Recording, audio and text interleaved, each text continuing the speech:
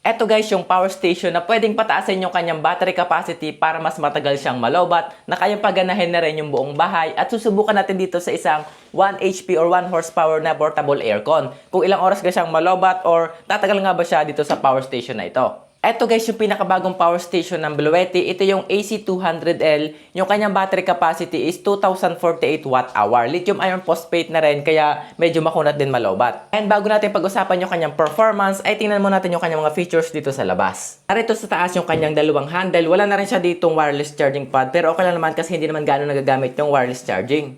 Nandito sa taas, ito yung kanyang main power button para mabuhay natin mismo yung buong system. Ito naman sa taas, ito yung ating LCD screen. Dito naman sa baba, meron tayo dito mga power buttons. Ito naman para sa DC, para makapaglabas siya ng DC power dito sa dalawa. Itong isa, meron tayo itong DC, 12 volts, 10 amps. At dito naman sa baba, meron tayong 48 volts at 8 amps. Tapos dito naman sa gitna, meron tayong ditong USB power button para maglabas siya ng DC power dito sa kanyang mga USB port.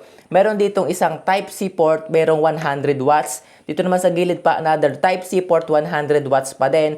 At dito sa gitna, meron tayong dalawang USB-A port na kaya magbigay ng 18 watts kada isang port. So, mas maganda na mas maraming charging ports. At dito naman sa gilid, meron tayong AC power button para makapaglabas siya ng AC power dito sa kanyang 5 AC port. Itong isa pang RB, 125 volts, 30 amps. Ito namang unahan yung apat, AC 220 volts at nasa 2,400 watts. Ito yung actual voltage sa dito, 216 volts AC, 60 Hz. Pwede ring baguhin kung 50 Hz to 60 Hz gamit yung Bluetti app. At pure sine wave na rin yung kanyang AC output. Narito naman sa gilid yung iba pa niya mga ports. So dito meron tayong battery expansion. Kung gagamit tayo ng mga battery, external battery like B300, B210 or B30, dito natin siya i-connect. Sa baba niya meron tayong circuit breaker. Dito naman sa taas, ito yung ating DC port. Pwede natin siyang i-charge sa solar panel from 12 volts hanggang 145 volts, 1,200 watts. Dito naman sa baba yung kanyang AC charging port. Dito naman sa kanyang LCD screen, makikita natin dito yung kanyang DC input power, yung DC output power, battery percentage, tapos yung remaining time kung ilang oras siya malalobat at fully charge, yung AC input power at AC output power. At dito sa taas, meron na rin siyang Wi-Fi icon dito since hindi lang Bluetooth yung meron sa kanya. Meron na rin siyang Wi-Fi connection. That's why pwede natin siya mai-connect sa cellphone natin through Wi-Fi connection. So kahit malayo tayo, pwede natin ma-monitor yung kanyang performance, yung kanyang status, at pwede natin patayin yung kanyang input at output na kanyang DC at AC port. Sa package inclusions naman ito, meron siyang kasamang grounding screw, merong DC charging cable, meron siyang car charging cable, yung kanyang AC charging cable, at yung kanyang solar charging cable. And then sa box pa, meron pa kasamang warranty card, tsaka yung kanyang user manual. Ito yung kasamang pouch. So ngayon naman, ituturo ko naman sa inyo kung paano nga ba natin makukompute kung ilang oras siya malobat, kung ano man yung appliances na gusto nyo gamitin dyan sa inyong bahay. So base sa kanyang manual, ito yung computation natin.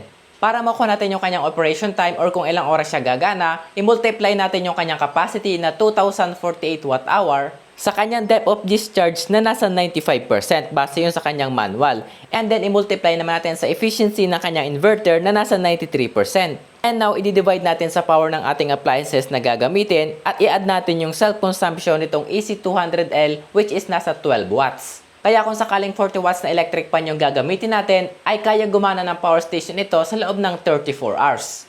And ngayon naman guys, punta naman tayo sa performance test. Tatry ko na siyang gamitin sa mga appliances namin dito sa bahay. So, subukan na natin. So ngayon guys, pagsasabay-sabay na natin itong mga appliances natin. So unahin ko ngayon dito sa 70 watts na refrigerator. Tapos gumamit na rin ako ng extension wire kasi nga hindi mag-aabot yung wire ng refrigerator dito sa power station. So ito yung kanyang male plug. So plug ko na siya dito. Tapos ito namang power station. Buhayin ko na yung AC. And then ito yung ating refrigerator. Gumagana na. Then dito naman tayo sa ating, nilagyan ko pa siya ng isang ang tawag dito ay air fryer, 1,400 watts. So, bubuhayin ko na rin siya. Let's see. Ilalagay natin sa 60 minutes or isang oras. So, gumagana naman siya. Nagkukonsume niya dito ng 1,220 watts. And then, magsasaing pa rin ako gamit ang 700 watts na rice cooker. Pa-plug naman ako dito. Dito na ako magdadirect sa saksakan ng power station kasi nga, baka hindi kayanin ng wire. Tsaka mabilis iinit yung wire kapag dito pa ako magsasaksak sa kanya extension wire. So, mas better nang dito. Function, ayan. Magluluto tayo ng kanin gamit yung rice cooker. And then, sasabayan pa natin ng isang, washing machine. Gumamit na rin ako ng extension wire kasi hindi mag-aabot yung wire ng washing machine. Ito is 420 watts. So, ipa-plug ko na rin siya dito. Another wire na naman. And then, let's see kung kakayanin talaga ng power station. And then, 1, 2, 3. Oops. 1, 2, 3. So, ayan. Let's see. So, ayun. Gumagana yung washing machine, gumagana itong air fryer, gumagana itong rice cooker, gumagana rin itong mini refrigerator na 70 watts. Base naman dito sa kanyang monitor, aabot daw siya ng 1 hour mahigit kapag gumagana dire-diretso. Ayan, nasa 1.3 hours bago siya malobat. Yung power consumption naman ng apat na appliances, refrigerator, rice cooker, air fryer, tapos washing machine, umaabot siya ng 2,000 watts kanina, na-read siya, pero bumaba na siya ngayon. So, tingnan natin kung ilang oras siya malalobat. And ito na guys ngayon, after 30 minutes, ito yung kanin natin. Ayan, luto na yung kanin, naka-warm na siya. Tapos, ito naman yung ating heater, nasa 30 minutes na at medyo sunog na nga yung isda, ayun o. Pero, tapusin pa rin natin yan. Tapos, ito naman yung washing machine. Ako ngayon ay nagda-dryer na, ayan. Nagkakagulkul na. Tapos, yung power station naman ngayon, after 30 minutes, nasa 70% pa rin naman. Nasa 67 watts na nga lang kasi naka-stop na yung rice cooker. Tapos yung yung air fryer ay tumigil-tigil na rin kasi sobrang init na nga. Ganyan naman talaga. Ito naman yung ating ref. Wala naman siyang laman. So nakasagad pa rin siya sa number 7. Wala naman siyang laman. Binuhay ko lang siya for testing. So ayun, 70% pa. And heto na guys, ngayon luto na yung ating kanin. Luto na lahat. Pati itong naka-isang oras na. Hinintay ko talaga. Ito yung ginawa kong timer dito. 60 minutes or 1 hour. So ito, nakapagpalit na rin ako ng isda. Tostado na isda. Sunog na sunog na. And ito namang ating refrigerator, gumagana pa rin kasi wala naman siyang laman, for testing lang. Ito naman yung ating washing machine. Tapos na rin, nakapag-dry na rin ako for 1 hour. At ito naman yung power station natin. Meron pang tirang 53%. So far, aabot naman pala siya ng 2 hours gamit yung mga appliances natin na yan. Matipid lang naman kasi nga yung ating rice cooker, yung air fryer, tapos yung washing machine, hindi naman sila dire-diretso or continuous magkain ng power, kaya hindi agad malakas or hindi agad mas nabalalobat yung power station. Ang continuous lang talaga ay yung refrigerator kasi dire-diretso talaga yung 70 watts na power niya. And ngayon naman, subukan natin siya sa isang 1 horsepower na aircon. Actually guys, kung pagbabase natin yung power rating nitong aircon, 2,900 watts, hindi siya kakayanin nitong power station kasi 2,400 watts lamang yung kanyang inverter. Pero mas magandang subukan pa rin natin kasi gusto ko din talagang itry para naman magamit sa aircon. So ito, pa-plug na natin din eh. So buhayin ko muna. And then yung kanyang AC port naman dito. Ayan, 100% pa naman itong power station. Turn on natin yung AC and then plug na natin dito sa dulo itong portable aircon. So ito, turn on ko na. Ayan. So yung power niya dito is 700, 800 watts. Umaabot ng 800 watts dito sa power station. Dito naman sa aircon siya is naka-cool pero ilagay natin sa pinakamalamig. Ito sa number 16. Ito yung pinakamalamig niya, pinakamababang temperature. Number 16. Tapos naka-low lang yung kanyang fan. At dito naman, umaabot ng 764 watts. Kung tataasan pa natin yung fan, so taasan pa natin yung speed. Ayan, naka-high na siya. And dito, nasa 796 watts yung kanyang kinukonsume na power. And lalagyan ko na rin nga pala ng meter yung ating power station sa kanyang output port para ma-check talaga natin kung mga ilang oras siya bago mamamatay o ilang oras siya malolobat, kung ilang oras siya tatagal dito sa aircon na to. So bubuhayin ko na ulit. Tapos ilalagay ko na sa pinakamababang temperature, number 16, tapos pinakamalakas yung fan niya. And base dito, umaabot na siya ng 857 watts.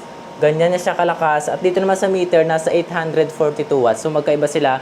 Pero ito, 864 watts.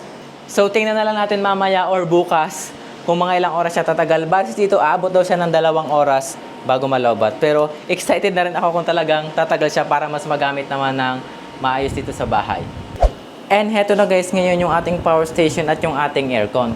Gumagana pa naman siya kaso yung power station natin is 1% na lamang, so papatayin ko na. Mukhang hindi niya nakakayanin since ayan 0.01 hours na lang at malolobat na siya.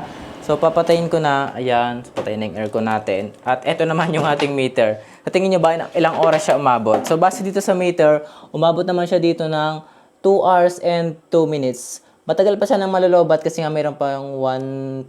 So, abot pa siguro siya ng mga 2 hours and 5 minutes or 10 minutes. Pero, baka masira naman yung power station agad. So, yan. 2 hours and 2 minutes. Meron pa rin nga pala siyang UPS or uninterruptible power supply. Nasa 20 millisecond naman yung kanyang transfer time. So, ang mangyari kapag itong ating laptop or computer naka-plug dito sa power station at itong power station naman ay naka-plug din sa kuryente or nagcha-charge din siya galing sa grid, yung ating laptop or yung ating computer na naka-plug sa kanya ay direktang kukuha ng power sa grid. So, nagbabypass siya. Which is delikado talaga sa mga ating mga appliances katulad na lamang nitong laptop. Wala siyang battery. Kapag siya ay direkta naka-plug dito sa ating AC port, kapag nag-brownout, mamamatay talaga siya. Pero using this power station, kahit na mag-brownout, automatic na magsusupply yung power station papunta sa appliances natin katulad itong laptop. Kung kahit na mag-brownout, hindi mamamatay itong laptop natin. So, subukan natin siya. So, buhay siya ngayon. And then, hugutin natin dito. Ayan. So, hindi siya namatay. Automatic yun na nag-supply itong power station papunta dito sa laptop. At kahit na magkaroon ng kuryente, i-plug ulit natin ito. Ayan. Hindi pa rin siya mamamatay kasi automatic namang mag-charge itong ating power station at yung ating laptop or laptop kung namang computer na naka-plug natin sa kanya, automatic nang kukuha ng power dito sa ating grid. In that case, hindi na malalobat or mababawasan pa ng power yung power station kasi magsusupply lang naman siya ng power papunta sa ating appliances or sa laptop kapag nag-brownout out. Ay now, ilang oras nga ba siya bago ma-fully charge kung i-charge natin siya sa grid or sa kuryente? Sa pag-charge nga pala guys ng power station na to, mayroon siyang tatlong charging modes. Yung number 1, yung silent, number 2, yung standard, at number 3, yung turbo charging mode. And madali lang natin malilipat yung kanyang charging mode basta meron tayong downloaded nitong kanyang Bluetti app sa Google Play Store or sa App Store kung ano man yung ginagamit natin. So now, subukan natin sa silent charging mode. So dito sa silent charging mode, base dito, mafu-fully charge daw siya sa loob ng 2.7 hours.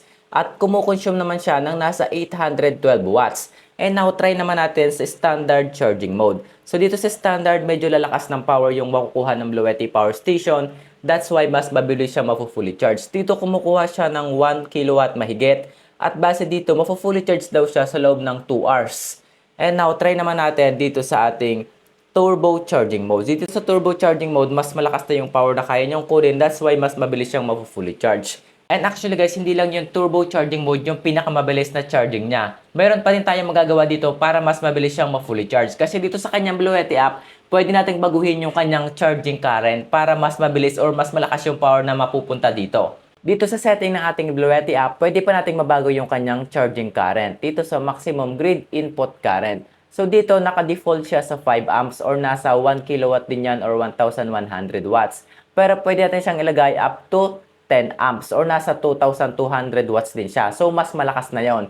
Pero kung gusto pa natin mas mabilis siya ma-fully charge, pwede natin siyang ilagay sa Pro mode at pwede natin ilagay sa mas malakas na charging current. Yun nga lang, kailangan natin ng password which means kukunin pa natin yung password sa Bluetti. Hindi kasi nila basta-basta pinapayagan yung malakas na charging current papunta dito sa power station na to kasi nga medyo delikado. Baka masira or masunog yung ating mga saksakan. And now, subukan na lang natin sa kanyang standard charging mode kung gaano nga ba siya katagal or kabilis bago ma-fully charge. So dito sa standard charging mode, kumukonsume siya dito ng nasa 1.1 kilowatts. Ayan. So now, let's see kung mga ilang oras talaga siya bago ma-fully charge at kung totoo nga ba yung nakalagay dito na 1.9 hours. Naglagay din nga pala ako ng meter doon sa wall outlet para makita natin yung talagang actual charging time na sa standard charging mode. So, let's wait na lang. Ito na guys ngayon yung power station. Siya ngayon is fully charged niya. Ito siya 100%. At tingnan natin dito sa meter kung ilang oras siya bago na fully charged. Ito yung meter natin. So, ito, base dito, abot siya ng 2 hours and 15 minutes bago na fully charge itong power station sa standard charging mode. And now, subukan na natin siyang i-charge gamit yung solar panel sa labas. Ngayon guys, kapag i-charge naman natin itong power station sa solar panel, gagamit tayo ng match dapat sa kanyang kakayahan. So, ang kaya niya is 12 volts hanggang 145 volts, 1,200 watts. So, itong gamit naman namin solar panel siya is nasa 245 volts, naka-series sila. So, nasa 80 to 90 volts lang siya. So, kaya naman. Tapos, nasa 1.2 kilowatts din siya. Less than pa yun kasi hindi naman niya kaya magbigay ng mas mataas sa power. So, tingnan natin ngayon dito sa power station kung kakayanin niya, hindi ba siya mag-overload at kung gaano kalakas yung power niya. So, ipa-plug natin siya dito. Ito yung wire ng solar panel. Taka MC4 na rin siya. Tapos, ito naman yung ating dito sa power station. Ipa-plug na rin natin. Bali, dalawa nga pala itong adapter nito. Inihiwalay talaga nila eh. Dito naka MC4. Tapos yung dulo niya is ganito. Ito naman yung kanyang dulo at ito naman yung papunta dito sa mismong charger na or input itong power station. So ipapag-plug lang natin sila. Tapos ikakabit natin dito sa ating power station. So narito sa gilid sa taas yung kanyang charging input dito sa DC or para sa solar panel. Ganito yung itsura ng kanyang male plug. So lagyan natin dito. Yan, tapos higpitan natin din and then finally pa-plug na natin dito sa ating solar panel. Ito kanyang MC4 connectors dito. So ito yung kanyang positive, tama ba? So positive, tama naman. Out, negative to and then ito sa tingnan natin. So let's see, ayun, gumana siya. So ito, alas 10 pa lang ng umaga, malakas man yung sikat ng araw at base dito sa ating monitor sa dashboard ng power station, nasa 822 watts na yung nabibigay ng solar panel. So gumagana naman siya at kung ganyan kalakas yung solar panel, stable sa 822 watts, mafu-fully charge itong power station sa loob ng 2.3 hours. Ayan. So ang gagawin ko, hindi ko na muna siya alisin dito. Tingnan natin hanggang mamayang tanghali or hanggang hapon after 2.3 hours daw kung mapu-fully charge nga itong power station natin. And heto na guys, ngayon yung power station, siya is 100% na. So fully charged na siya. Tapos malakas pa rin yung sikat ng araw. Mabilis din siyang na fully charged 100% na kasi kaninang alas 10 mahina pa yung sikat ng araw. Pero habang tumatagal, lumalakas yung sikat ng araw at lumalakas din yung power dito. So nasa 2 hours to 3 hours na fully charged din agad siya. So sayang naman yung sikat ng araw, kailangan natin gamitin. Mayroon pa din nga pala siyang powerlifting mode na mabubuksan natin gamit yung Bluetti app. So kapag tinurn on natin yung kanyang powerlifting mode, kaya na niyang pagganahin yung mga appliances na umiinit gaya ng rice cooker, ng mga space heater o yung mga resistive load hanggang 3,600 watts. Kung yung appliances natin or yung ating mga rice cooker is nasa 3,600 watts pababa, kaya siyang pagganahin ito basta naka-turn on yung kanyang powerlifting mode gamit yung Bluetti app. Yun nga lang, pagkatapos natin gamitin yung kanyang powerlifting mode, ay papatay na natin yung feature na yun kasi hindi yun suitable para sa ibang appliances o yung mga sensitive na appliances na karaniwang ginagamit pa natin sa bahay. Gaya ng mga washing machine kasi medyo delikado yon. Again, yung powerlifting mode para lamang sa mga resistive load na umiinit na appliances gaya ng mga rice cooker, ng mga space heater o ng mga water heaters. And para naman mas mapataas pa yung battery capacity nitong AC200L power station, pwede tayong mag-add pa ng external battery gaya namang ng dalawang B210 tapos isang 230 o kaya naman is dalawang ganitong klaseng B300 battery. Ito yung gagamitin natin ngayon. Ito yung B300. Ayan. Mataas din yung capacity nito. Ito yung pinakamalaki nila na mayroong mataas na capacity, 3,072 watt-hour. So kapag i-add natin to dito sa 210, 3,072 watt-hour plus 2,048 watt-hour. So aabot siya ng 6 kWh din mahigit. So kukonek lang natin gamit yung kanilang battery capacity fusion cable. So narito sa gilid yung kanyang port. Dito natin siya ilalagay, kakabit. Ayan. At dito, ayan, gumana na siya. Nasa 1, 2, 3, 4. Nasa 4 bars na siya o nasa 80%. Ito namang AC200 ay nasa 99%. So ngayon dito sa dalawang setup na pinagsama yung kanilang capacity, mas matagal nang malalobat itong power station. And so far guys, goods naman yung kanyang performance at yung kanyang mga features. Very solid naman talaga. Yun nga lang ay medyo may kamahalan ang power station na to. Ngayon ang price niya ay ayan, ngayong nagvi-video ako. Pero hindi ko alam kung magkano yung price niya ngayon na kayo nanonood kasi baka nagbabago yung price kapag nagkakaroon sila ng mga discount or mga pa-promos. Ilalagay ko na lamang yung link nito dyan sa ating comment section below para mas makita nyo yung actual price niya talaga ngayong kayo ay nanonood. So ayun na lang muna for today's video and see you na lang sa next upload.